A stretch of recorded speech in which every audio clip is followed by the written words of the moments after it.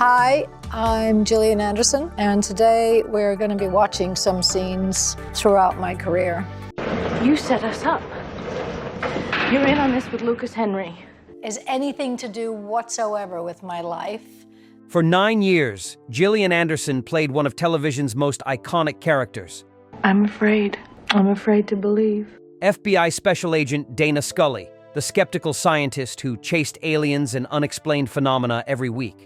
I'd like to get a copy of a portion of this. I might be able to figure it out. Seriously? Maybe. To millions of fans, she was untouchable, brilliant, fearless. But behind the cameras, Anderson was breaking down. Having mini collapses she couldn't talk about for years. Fighting for equal pay season after season while being forced to walk several feet behind her male co-star on camera. No reports exclusively to this group. Am I to understand that you want me to debunk the X-Files project, sir? Lying about her age just to get the audition. Getting pregnant during season 2 and watching the show scramble to hide it. Stripping to her underwear in the pilot when she was only 24 and had no idea how to say no. At 67, with decades of distance and nothing left to lose, Gillian Anderson is finally revealing what really happened during those X-Files years. The isolation, the breakdowns, the pay fights that never seemed to end, and the moment she realized she couldn't even look at pictures of Scully without falling apart. 1. The lie that started everything. When Gillian Anderson walked into her first X-Files audition in 1993, she was 24 years old. The character of Dana Scully was written as 28, a medical doctor and FBI agent with years of experience. What? Anderson had barely any screen credits, just a couple of plays and scenes in college. She had no idea what a mark was, how lighting worked, or how filming actually functioned. So when they asked her age during the audition, she lied. "I said that I was 27, she admitted to NPR years later. That's how you get that job. The network didn't want her anyway. They kept calling her back, making her read against other actresses. But nobody at Fox believed this young, inexperienced theater actor could carry a major network show." Yeah, either. No, but I have since then. Then she read lines in a hallway with David Duchovny, who was 33 and already had some name recognition from hosting Red Shoe Diaries. The chemistry was instant, undeniable. Series creator Chris Carter saw it immediately. "It was not apparent until that first day that these two people were gonna click," Carter said. "The chemistry you can't manufacture. It was total luck." And just like that, despite the network's doubts, Anderson became Dana Scully. The studio made something very clear. Gillian Anderson was not David Duchovny's equal, literally. Up and drop the gun.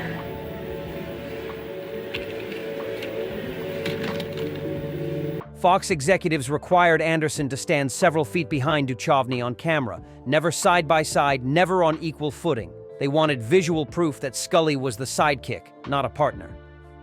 Going into it, if I'd thought that we were going to be in our 50s.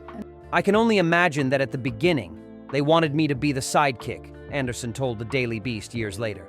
Or that somehow maybe it was enough of a change just to see a woman having this kind of intellectual repartee with a man on camera, and surely the audience couldn't deal with actually seeing them walk side by side. She laughs now at the absurdity, but at the time she was 24 years old with no leverage, no experience, no power to push back. So she stood behind him, episode after episode, walking a few paces back like she was less important, less capable, less worthy of standing beside the man she was supposed to be partnering with. The visual hierarchy was deliberate, calculated, and humiliating. And it was just the beginning of the inequality she'd fight for nearly a decade. 3. The 3-year fight for equal pay. Then there was the money. David Duchovny was paid significantly more than Anderson from the very first episode, despite them both being leads, both carrying the show equally. TF Sydney call. Melissa Riedel is not cooperating. But there is a personality within her that wants to. Anderson had fewer credits coming in, sure, but once the show became a massive hit, once it was clear audiences loved Scully as much as Mulder, The pay gap should have closed. It didn't. Anderson spent 3 years fighting, negotiating, demanding equal pay for equal work. 3 years of being told no, of being offered less, of watching her male co-star take home a bigger check for the same amount of work. I was trying to be too perfect. I could let it go a bit more and maybe be a bit more spontaneous. Finally, by season 4, she closed the gap. Shosh was making what Duchovny made. It took exhausting, relentless advocacy, but she got there. She thought the battle was over. She thought she'd proven her worth, established her value, secured her place as a true equal. For the X-Files film in 1998, she earned $4 million, same as Duchovny. Everything seemed settled. And then, 14 years later, when Fox approached her about the 2016 revival, they offered her half of what they offered Duchovny. Half. After everything, the fight started all over again. 4. The uncomfortable pilot scene. In the pilot episode, there's a scene where Scully discovers strange marks on her lower back, similar to markings found on potential alien abduction victims. Terrified she might have been targeted, she runs to Mulder's motel room and asks him to examine them.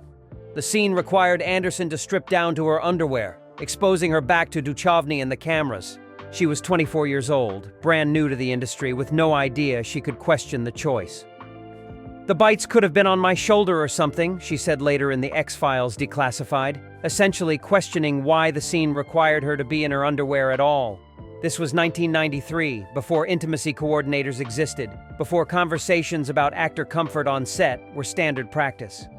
Creator Chris Carter defended the decision as showing platonic intimacy between the characters, but Anderson felt uncomfortable then, and has been honest about it since. The vulnerability was real, but it wasn't entirely comfortable. In hindsight, the scene raises questions about creative choices versus actor experience. Some decisions made in the name of storytelling don't always serve the people telling the story. 5. The pregnancy they had to hide during season 2, Anderson discovered she was pregnant with her first child. She was in the middle of filming one of television's biggest shows, playing a character who was absolutely not supposed to be pregnant. The writers scrambled. They gave Scully an alien abduction storyline, had her kidnapped and missing for episodes, dressed her in oversized coats and lab coats, shot her behind desks and furniture. Anything to hide Anderson's growing belly. Hard to tell the villains without a scorecard. "I do remember times when I just bawled my eyes out," Anderson told Duchovny years later on his podcast. The physical demands were brutal. The emotional toll was heavy, and she was navigating first-time motherhood while working 14-hour days on a show that required her to run through forests, chase suspects, and perform physical stunts.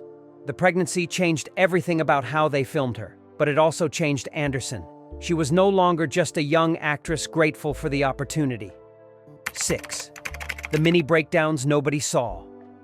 By the end of the original 9-season run in 2002, Gillian Anderson was done.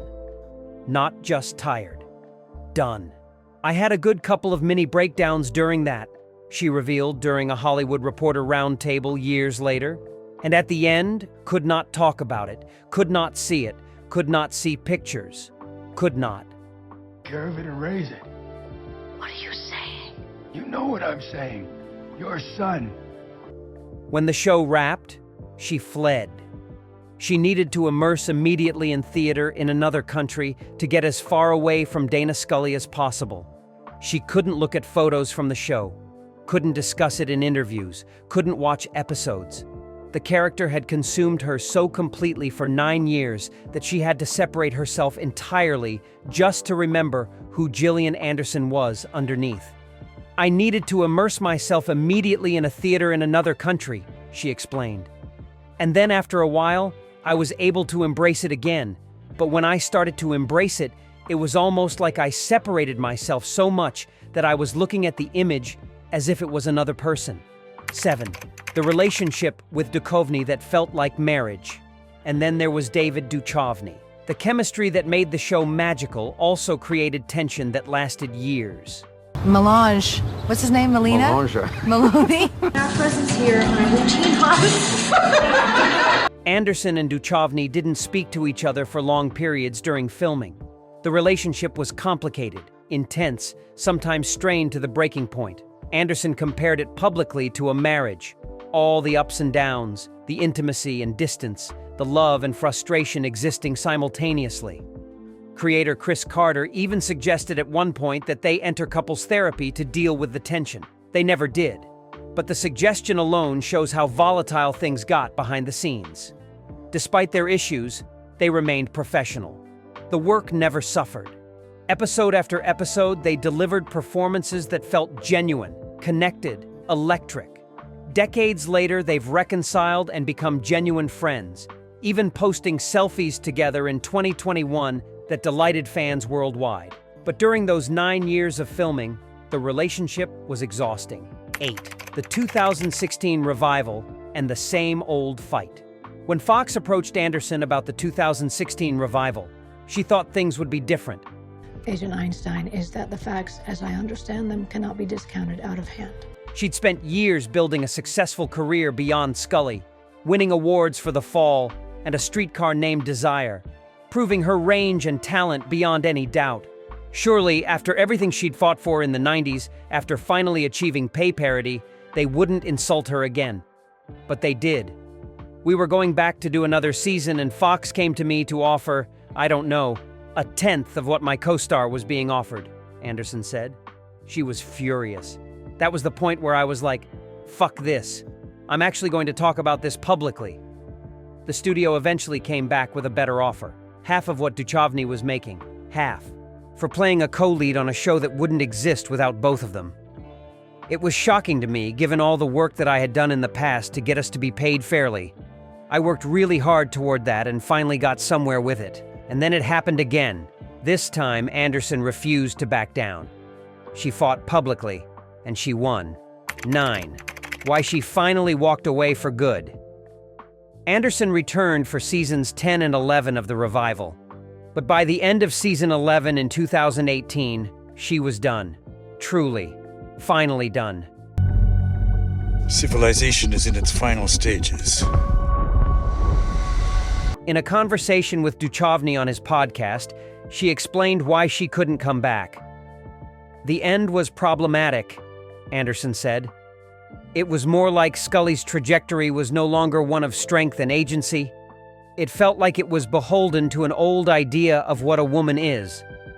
I wasn't really enjoying the direction that it was heading. She didn't have a voice in it anymore. The character she'd fought so hard to make strong, intelligent, and equal was being diminished in ways that felt wrong. Fans have been asking for more X-Files ever since, but Anderson has been clear. She's done with Scully. Creator Chris Carter has hinted the show might continue without her. But most agree the X-Files without Scully isn't really the X-Files. 10. Legacy at 67. What Scully really cost her. At 67, Gillian Anderson looks back on the X-Files with complicated feelings. The show made her a cultural icon, inspired a generation of women to pursue careers in science and law enforcement, and created one of television's most beloved characters. But it also cost her in ways most fans never understood. Years of pay inequality, mini breakdowns she couldn't talk about, a pregnancy hidden behind coats and desks, an uncomfortable pilot scene she had no power to refuse, a relationship with her co-star that felt like a tumultuous marriage, and an exhaustion so complete that she couldn't even look at pictures of herself as Scully for years without falling apart. She's proud of the work, grateful for the opportunities it created, but she's also honest about the price. When you immerse yourself so entirely for such long periods of time, there's not going to be any consequence to that, she said. The consequence was real, lasting, sometimes painful. But Dana Scully exists because Gillian Anderson gave everything she had, and now, finally, she's taken that power back. If you loved discovering the truth behind Gillian Anderson's X-Files experience, smash that like button and subscribe for more untold Hollywood stories. Drop a comment with your favorite Scully moment or how the X-Files impacted your life. We read every single one. Want to know what other iconic actresses went through to bring their legendary characters to life? Click the video on screen next where we're revealing another star's hidden struggles that changed television forever. The truth is out there, and we're finding it. See you there.